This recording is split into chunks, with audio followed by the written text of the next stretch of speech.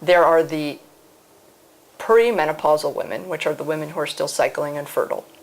There are the perimenopausal women who are having erratic cycles and they're about to go into menopause. And then there are the menopausal women who are not having cycles and are, entering that third stage of their life. In women's health, perimenopause is a very interesting time. And often for many women, it sneaks up on them. They don't even realize it. It can happen between the ages of 40 and 50.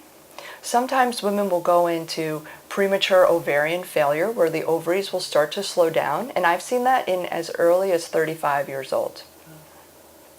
Perimenopause is one of those times in a woman's life where she's in between her fertile years. She still may be a little fertile, and she may be going towards menopause where the menstrual cycles stop.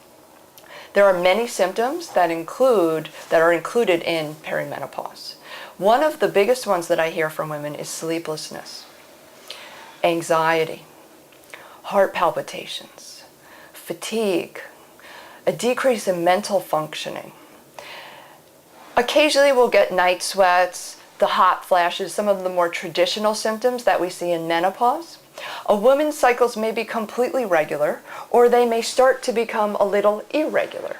So 1 month she might have a cycle, 2 months later she might have another cycle. Or she may bleed 2 times in 1 month and then not bleed again for 6 weeks. So it's the ebb and flow of the body trying to produce hormone and then it actually slowing down and then producing some hormone again, which actually triggers the onset of the menstrual cycle.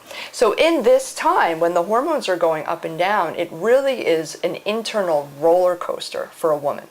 And it really does sneak up on us. So she could be going along just fine, and then behind the scenes, slowly, the hormone levels were dwindling, and she'll wake up one day and be more emotional than she ever was before, or be more edgy and feel anxiety and heart palpitations and things that are very unfamiliar to her, or how she was such a grounded and solid woman, and yet now she's crying at every commercial on television. These are the things to look for with perimenopause. Going to a naturopathic doctor, absolutely, we can put the pieces together and help a woman with that. It really is a level of building up some of the depletion.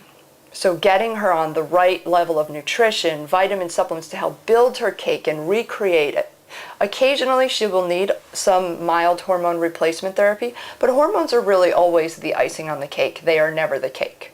Hormones will not take the place in a recipe for flour and sugar, which happen to be B vitamins, adrenal support, thyroid support, good sleep, and nutrition to help her regain that level of stamina, mental functioning, and confidence that she had when she was younger and in her more fertile years. The conventional system is very, very scared of hormones these days. The pendulum has swung into the anti-hormone category amongst the conventional system.